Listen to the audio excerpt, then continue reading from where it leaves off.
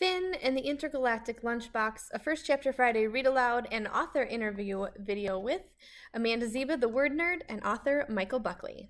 Hi, my name is Amanda Zieba. Welcome to my channel, Learning with the Word Nerd, and another First Chapter Friday video. This week, I'm going to be sharing with you Finn and the Intergalactic Lunch Box. It is a super funny space story written by Michael Buckley. You might recognize his name because he is also the author of the Sisters Grimm series. This book is also part of a series. It's the first in 3 books. Maybe there'll be more. We don't know yet. I'm going to read you the back so you know what it's about, but you're definitely going to want to stay tuned because after I read you the back and after I read you the first chapter, we're going to be able to listen in on an interview I did with Michael while we were both at the Wisconsin State Reading Association this past February. All right, let's dig in. Finn Foley has a lunchbox, and when he opens it, weird things come out, like a strange device that glues itself to his chest. The lunchbox also opens wormholes that take Finn to the farthest corners of the galaxy. Sounds awesome, right? Not so much. Rocketing through the cosmos attracts the attention of the Plague, a race of gigantic bugs. The thing on Finn's chest belongs to them, and they want it back. All right, all sorts of crazy, mischievous, fun, and spacey things happen in this story, and I know that you're going to love it. Chapter 1. Well, this got exciting pretty quick, Dax Dargan said to her robot partner, Highbeam. They were crouched behind a dumpster with shock blasts and sonic grenades exploding in the dead-end alley all around them. Every kapow scrambled Highbeam's digital face. Each time it returned to normal, his frown was bigger. Never a dull moment with you, Dax, the robot grumbled as a sonic grenade sailed overhead and crashed into the building behind them. Concrete sprayed into the air. Dax pulled her bandana over her mouth and nose and waited for the dust to settle. It was tragic what the Plague was doing to her city. Her dad used to bring her here to shop in the street markets when she was little, and now it was a war zone. You don't blame me for this mess, do you? Let me see. You stole a top-secret weapon from the Plague mothership in broad daylight. Yes, I think this is your fault.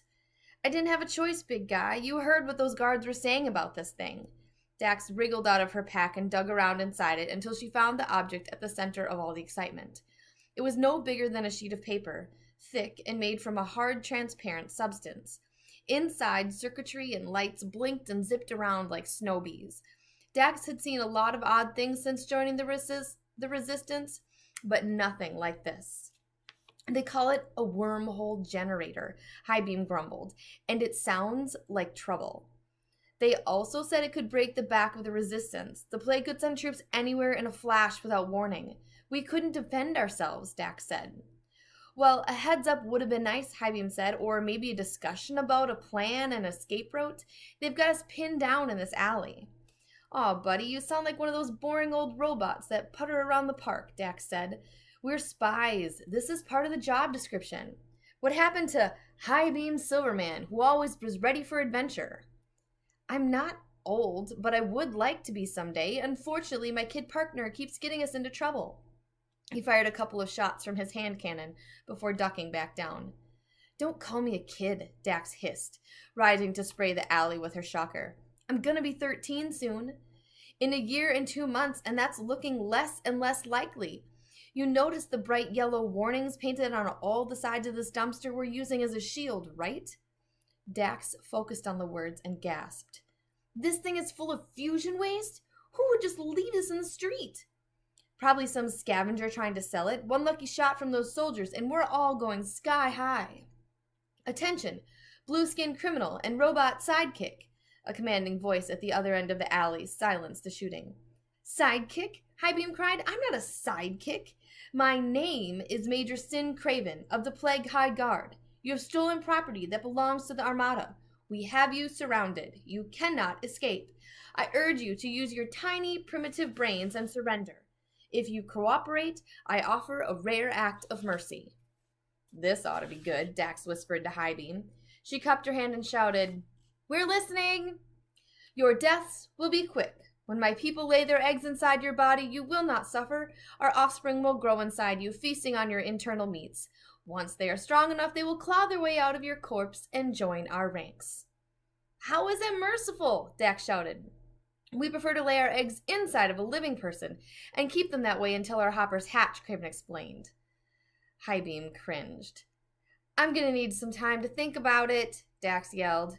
You have 3 minutes, Craven said. Highbeam poked his head over the top of the dumpster. I assume we're passing on his offer.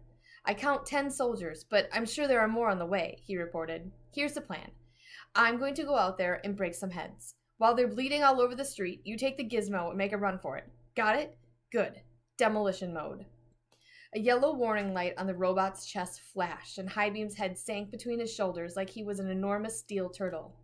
He cracked his robot knuckles and moved to stand, but Dax held his arm. They'll blow you apart. We're going to have to try something else. What else can we do? Oh, no, you have that look in your eye.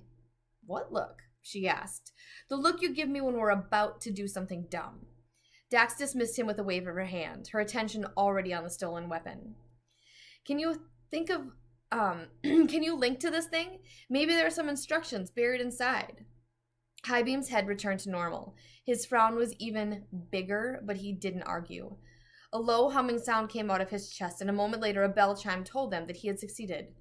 Uh-oh, Dax, this is Alkirian, which means it's complicated and dangerous. We shouldn't mess with it. Alkirian? Then what the guard said was true, she said. When the plague destroyed Alkiria, they captured scientists, and now they're forcing them to build weapons. This thing must be the real deal. How do I turn it on? Dax, you're not thinking what I think you're thinking. Are you? I probably am, she admitted. Forget it. 2 minutes, Craven shouted. Highbeam, we're running out of time, Dax cried. Where's the on button? Fine, you have to shake it, he grumbled. It sounded silly, but Dax did as she was told and watched the sheet unfold in her hands like an intricate origami. It formed a cube, complete with a control panel and a view screen on one side. A murky red planet floated there, as well as a cascade of information about its atmosphere, population, and vegetation. What's this? Dax said, eyeing it closely. This thing has info on every known planet in the universe, Highbeam exclaimed. Dax studied the red planet. It was practically one giant volcano. It wouldn't work for her plan, but if Highbeam was right, she guessed the arrow buttons under the screen would give her another option. The red planet vanished, and a yellow world covered in endless deserts took its place. It was too close to the sun. The next planet was far too close to the plague homeworld. The next was littered with craters and barely had an atmosphere. The next was being dragged into a black hole. 1 minute, Craven shouted. Suddenly, a tiny blue globe appeared on screen. It had green continents and wide oceans. There wasn't much information about it, only that its population was primitive compared to her world. They hadn't even achieved interstellar travel, but it was on the far side of the universe, in a galaxy called the Milky Way, about as far as you could get from the plague. It was perfect. How do I log in coordinates? Type in the location number on the keypad. But really, Dax, we should not test drive a technology this complicated. We could end up inside a sun or freezing to death on an ice planet. Dax, are you listening to me? No, of course you're not listening to me. Her fingers typed in the coordinates. Target lock, Earth, appeared on the screen, and a blue button flashed the words, Open Tunnel. She was about to push it when Highbeam stopped her. Whoa, slow down. You have to log in a specific location, Highbeam said. If you don't, there's no way of knowing where the wormhole will open. Your time is up, Blueskin, Craven shouted. What is your answer? Sorry, partner. Looks like we're out of time. Dax pushed the blue button. Her ears were pounded by a strange booming sound, like water rushing through a tube, only louder than anything she had ever heard. A blinding light followed from the top of the box, and for a moment neither Dax nor Highbeam could see or hear anything. When their eyes and ears finally adjusted, they found something strange materializing in front of them. A hole in space hovered above the cube, as if someone had taken a knife and sliced open reality. Inside it was a swirling whirlpool. Stars and planets, asteroids and comets spun around in it like ingredients in a blender. It was the most beautiful and bewildering thing either of them had ever seen. Unfortunately, the lights and noise alerted Craven and his soldiers, and their attack resumed, only this time with twice the savagery. Debris from explosions rained down, some of it landing dangerously close to the two spies. Whoosh! A grenade hit the ground so close to the dumpster it nearly toppled over onto Dax and Highbeam. You've gone and made them mad, Dax, Highbeam said, returning fire. Hop into that hole. I'll fight them off as long as I can. Not me, big guy. You. Dax reached up to the base of the robot's spine. There, her fingers found a lever that released Highbeam's limbs. His body collapsed into a pile of parts. I should have never told you about that lever, he moaned. You're going on a very important mission, she said, as she hefted one of his legs into the whirlpool. It vanished in an instant. Dax, wait! The instructions say sending technology into a wormhole is a big no-no. The radiation could damage it. In case you forgot, I'm technology. My circuit board could get barbecued. I could come out missing a leg or even my head. I need my head, Dax. You'll be fine, she said, shoving his arm into the tunnel. You're the toughest robot in the Resistance and the only one I trust to keep this weapon safe. When you get to Earth, take the machine and lie low. I'll send someone to pick you up as soon as I can. Wait, you're not coming with me? I've got to stay behind and throw the generator in, she said, as a grenade vaporized a parked transport pod. Dax, that's an even bigger no-no. The instructions say so in all caps. Do not send the generator into its own wormhole. It's serious when it's in all caps. Dax picked up Highbeam's head. She gave his shiny digital face a kiss. Be safe, and with any luck, I'll see you soon. Long live the fight. Long live the Resistance. Dax, no! She hurled his head into the tunnel and watched it sink into the cosmic soup. With explosions growing closer, she scooped up the generator and prepared to throw it in as well, but a shock blast landed mere inches from her and sent her flailing. She crashed hard on the ground, dazed and in searing pain. She staggered to her feet and boom! She was rocked by another explosion. Her brain bounced around her skull. She couldn't tell up from down, but what she had to do was still clear as daylight. The plague could not have this weapon. So with all the strength she had left, she threw it. Flash! Electricity shot out of the wormhole and sent her tumbling. Her back slammed against the fusion dumpster. Agony swam up her spine and into her head. She struggled to stay conscious, and as black spots danced in her eyes, Dax saw the whirlpool shrink, smaller and smaller and smaller, until there was no evidence it had ever existed. Enraged soldiers surrounded her. They shoved their weapons into her chest and dragged her to her feet. Sin Craven pushed to the front and stood so close his face was inches from her own. She tried not to look at him, knowing all her courage would melt away. Dax was a spy. She and Highbeam infiltrated the plague ships and worked side by side with them, pretending to be traitors to their own people. But she never got used to the way they looked. The sharp, spindly limbs, the snapping mandibles, the hard, yellow skin as strong as steel. Their wings were huge and agitated, and their hands were nothing more than gnarled claws, but it was their eyes that turned her blood to ice. Huge, black, empty. Her nightmares were always the same. Falling into the eyes and discovering they had no bottom. You have one chance to tell me where you sent our weapon, Blueskin, Craven said as he rubbed his back legs together. It created a snapping sound that rattled her teeth. The rest of his soldiers joined him, creating a deafening orchestra. Even putting her hands over her ears could not drown it out. Tell me, or we will lay our eggs in you while you are still alive. Dun dun dun. If you want to find out what happens next in Finn and the Intergalactic Lunch Box, you can totally grab a copy from your school library, local indie bookstore, or purchase it via the link down in the description box. But right now, we're going to travel back in time to February when I interviewed Michael Buckley. All right, readers, I am so excited to be here today with author Michael Buckley. We are at the Wisconsin State Reading Association conference, and you're my first in-person interview. Ever? Well, maybe not ever, but like author interview. I've done all my other ones on Zoom, so this is super cool. Well, I hope the live version is yeah all you hoped it would be. Okay, good.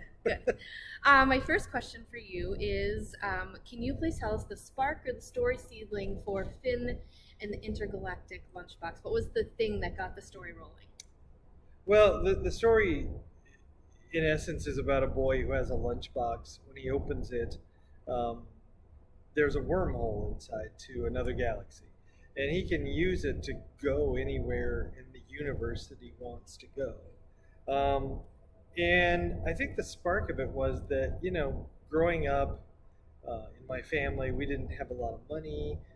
My mother was a terrible cook. There's a bunch of other things that, what was going to be in my lunchbox at school could yeah. sometimes be a happy thing, Yeah. but more often than not could be a little disappointing. Yeah. My mom was very creative with food, much to my chagrin. So you never knew what was going to be in there. I mean, it could be like a peanut butter and pickle sandwich for all I knew. Yeah. So I think that was the spark of it, is like that the lunchbox, or at least like the sack lunch for so many kids, there's such an air of like mystery to it. In a What's way. hiding inside? In fact, it's like maybe the only mystery they're going to deal with that day. Yeah.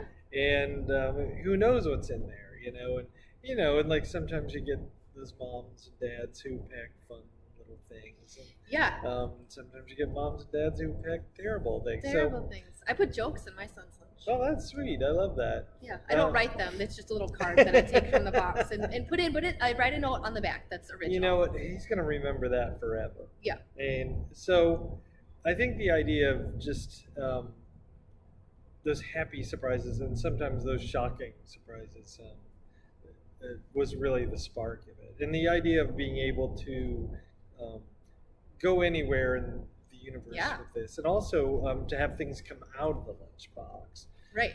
And also because the lunchbox is so not. Well, I mean, the boy's named Finn. He's around 11 years old, and the lunchbox is pink and glittery, and it has a unicorn on it because it's his little sister's lunchbox. Yeah. And then he's stuck with it.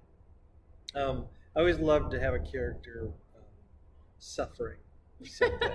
Like you're so kind. Yeah, I think it just adds a level of fun and humor when the character is stuck in something that they can't get out of. And I wrote a series called The Sisters Grimm, where the main character spent the entire book with a mustache drawn on her face, and kids wrote me and thought that was the hilarious thing. And so I love to do that, and I continue it in the rest of the Finn series.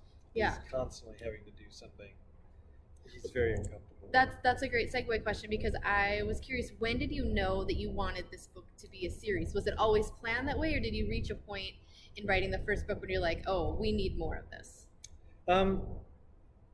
It's interesting. The original idea for it was that I wanted to do a multiverse series. Okay. Where the kid is coming face to face with versions of himself from different universes, or actually dimensions. Yeah. The idea of the multiverse being that there are infinite numbers of Earths just like ours, but they're all just slightly different. Yeah. And I had read some kind of article about this in some scientific magazine, that there are scientists who believe this is real. Yeah. And that sparked. So I started writing it, and then I went to see this movie called Spider-Man Into the Spider-Verse, which was a huge hit for Sony. It's animated and it's breathtaking and groundbreaking animation. And it was about Spider-Man confronting versions of himself, and it was very, very similar to the plot that I had. Yeah. And so I knew that idea was already out there, and I never want to like run down the same road as other people.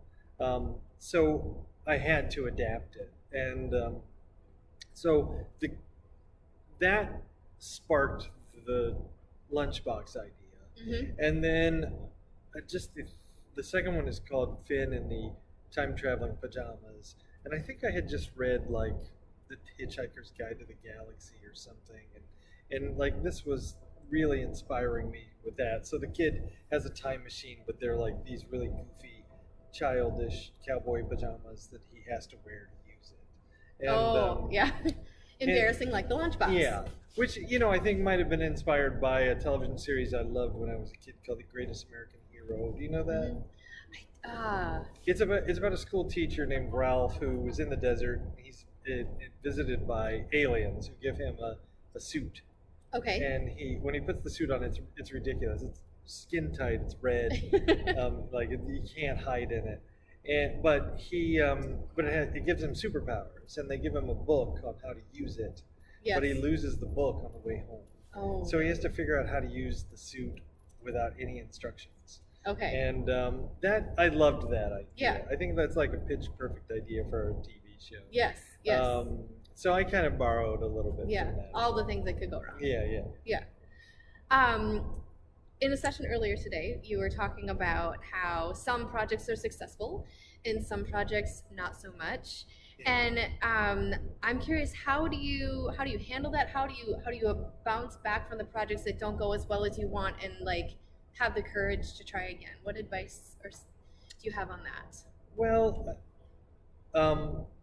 I was lucky in my career in the beginning that I had a bunch of hits with 2 different series like right away. Mm-hmm. So I think that has given me a little bit of leeway to explore and try new things, and to accept that some of them are not going to be received the way I hoped.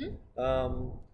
I don't know where the courage comes from. I think it's just because I'm not really good at anything else, so I have to make this work. Okay. And like if I wasn't a writer, I don't even know what I would be. I mean, like, there's no backup plan here, so we got to figure it out. I got to just get back to work. Yeah. You know, and I always, I mean, I really come to it from a business person's point of view. That like the books, if a publisher buys the book, they have to give me an advance, and I want to earn that advance out for them. I want it to be profitable for them as well. So then they want to work with you again. Yeah, exactly. But I also feel like a responsibility to it. Yes. Like, you know, it's like we made a deal and I gotta hold up my end. Yeah. So I think that motivates me a lot too. Is I want that partnership to work.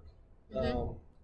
And you know, sometimes it doesn't, and it's you know, it's heartbreaking sometimes, and sometimes it's frustrating. A lot of times the problems are not really anything to do with the book, or it's just sometimes like with the Finn series, even though the reviews have been really good, and you know, we haven't seen the sales that I'd hoped, but it's doing okay. Mm-hmm. But the fact is that COVID came, and then I couldn't go on a book tour, and I didn't know how to promote it without like meeting kids and talking about it, and so that's frustrating.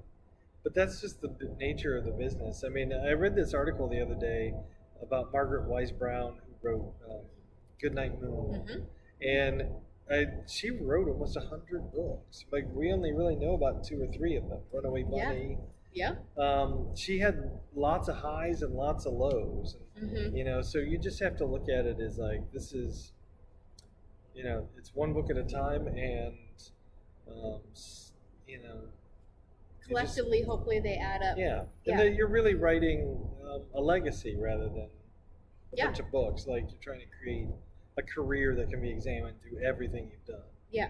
And like in the future, you know, like you know, if I'm blessed enough where people are looking at what I've done, they're not going to look at the sales numbers. No. Oh no. Yeah. So that's what I try to keep in focus. Is like, and like, maybe it didn't sell any well, but am I proud of it? Absolutely. Yeah. That's such a good point, because readers probably don't even care about sales the way that they don't pay any attention. Like an author and a publisher would. That's a great point.